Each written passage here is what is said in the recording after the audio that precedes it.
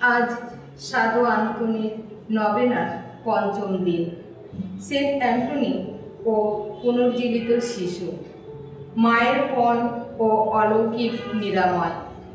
Saint Antony of Padua, যার জীবনের প্রতিটি অধ্যায় অলৌকিক ঘটনায় ভরা, তার মধ্যে সবচেয়ে হৃদয় বিদারক এবং একই সাথে সবচেয়ে আশাব্যঞ্জক কাহিনীগুলোর একটি হল মৃত শিশুর পুনর্জীবন দান। এই গল্পটি একজন মায়ের প্রবল বিশ্বাস, সেন্ট অ্যান্টনির প্রতি তার আকুল প্রার্থনা এবং ঈশ্বরের অসীম করুণার এক জীবন্ত প্রমাণ। এটি সেন্ট অ্যান্টনির রুটি প্রথার অন্যতম মূল ভিত্তি। ইটালির এক ছোট্ট শহরে এক দরিদ্র দম্পতি বাস করত। তাদের একটি ছোট শিশু ছিল, যাকে নিয়ে তারা খুব সুখে দিন কাটাচ্ছিলেন। কিন্তু একদিন হঠাৎ করে সেই শিশুটি গুরুতর অসুস্থ হয়ে পড়ল। শত চেষ্টা করেও চিকিৎসকেরা তাকে বাঁচাতে পারলেন না। এই শিশুটি মারা গেল। মা বাবার জীবনে নেমে এলো ঘোর অন্ধকার। বিশেষ করে মায়ের হৃদয় শোকে ভেঙে টুকরো টুকরো হয়ে গিয়েছিল। মা তার মৃত সন্তানকে বুকে জড়িয়ে বিলাপ করছিলেন। তার শোক এতটাই তীব্র ছিল যে তিনি উন্মাদিনী প্রায় হয়ে গিয়েছিলেন। এই অসহনীয় দুঃখের মুহূর্তে তার মনে সেন্ট অ্যান্টনির কথা ভেসে উঠল। তিনি শুনেছিলেন সেন্ট অ্যান্টনি অলৌকিক ক্ষমতা সম্পন্ন একজন সাধু, যিনি মৃতকেও জীবিত করতে পারেন। যদিও তার চারপাশে থাকা লোকেরা তাকে সান্ত্বনা দেওয়ার চেষ্টা করেছিল এবং শিশুটির শেষকৃত্যের প্রস্তুতি নিচ্ছিল, মা দৃঢ় প্রতিজ্ঞ হলেন। শোকে মূণ্যমান মা তার মৃত সন্তানকে কোলে নিয়ে ছুটে গেলেন সেন্ট অ্যান্টনির কাছে। সেন্ট অ্যান্টনি তখন মঠের মধ্যে ছিলেন। মা কাঁদতে কাঁদতে তার পায়ের কাছে লুটিয়ে পড়লেন এবং কাতর কণ্ঠে প্রার্থনা করলেন, হে পূজনীয় সাধু আন্তনি, আমার সন্তানকে বাঁচিয়ে দিন। আমার এই মৃত শিশুকে যদি আপনি পুনর্জীবিত করতে পারেন, তাহলে আমি আমার সন্তানের ওজনের সমপরিমাণ রুটি দরিদ্রদের মধ্যে দান করব। এই অঙ্গীকার আমি ঈশ্বরের নামে করছি। সেন্ট অ্যান্টনি মায়ের বিশ্বাস এবং তার প্রতিজ্ঞায় বিচলিত হলেন। তিনি মায়ের হাতে থাকা মৃত শিশুটির দিকে তাকালেন। তারপর তিনি ঈশ্বরের কাছে গভীর প্রার্থনা শুরু করলেন।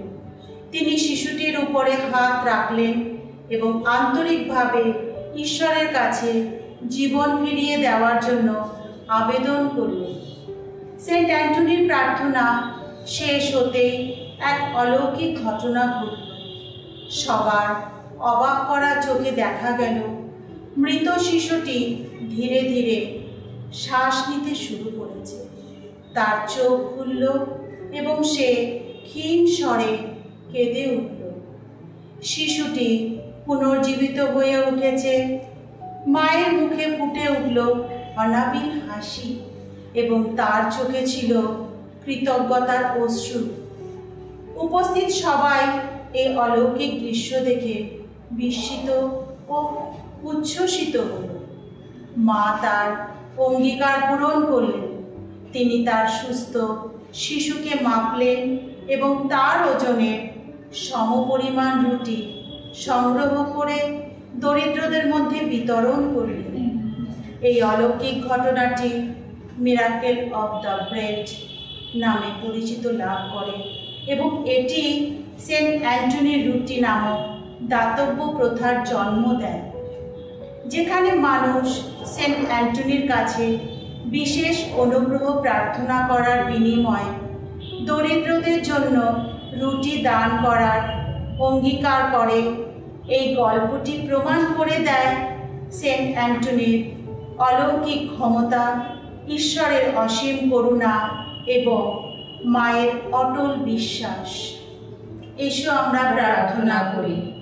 হে পূজনীয় সাধু আন্তনি, স্বর্গীয় মাধুর্য, কুলপতি, ভাওবাদী, ব্রহ্মচার্য ও পৌরোহিত্যে তোমার প্রচুর জ্ঞান ছিল। তুমি সকল জ্ঞানের প্রেরণা। আমরা প্রার্থনা করি আত্মাকে কলুষিত করে এমন অনিষ্টকারী জ্ঞান সকল বিনাশ করো। সদ্বুদ্ধি ও জ্ঞানের বিকাশ ঘটাও, যাতে আমরা প্রভুকে আরো জানতে ও বুঝতে পারি। জীবনের প্রতি পদক্ষেপে তাকে ভালোবাসতে ও সেবা করতে পারি। তুমি যেমন যিশুকে অন্তর দিয়ে ভালোবেসেছিলে, আমাদেরও সেই ভালোবাসার অংশীদার করো। আমাদের শক্তি ও সাহস দাও, যেন যিশুকে ভালোবেসে তার মহিমা কীর্তন করতে পারি। অতীত, বর্তমান ও ভবিষ্যতে আমাদের সকল দুর্বলতা মোচন করো।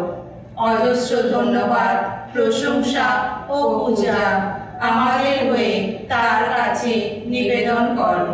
আমাদের দেহ মনের সুচিতার জন্য তার কৃপা ভিক্ষা করো। প্রভুকে দুঃখ দেওয়া অপেক্ষা মৃত্যু শ্রেয়, এই উপলব্ধি আমাদের মধ্যে জাগ্রত করো। যে জ্ঞানের আলোকে তুমি স্বর্গরাজ্য আলোকিত করেছ, প্রভু যেন আমাদের সেই জ্ঞান দান করেন। তার জন্য প্রভুকে অনুরোধ করো। তোমার যে ধর্মনিষ্ঠ অন্তর ছিল, আমাদের অন্তরে সেই ধর্মনিষ্ঠা জাগ্রত করো। আমেন।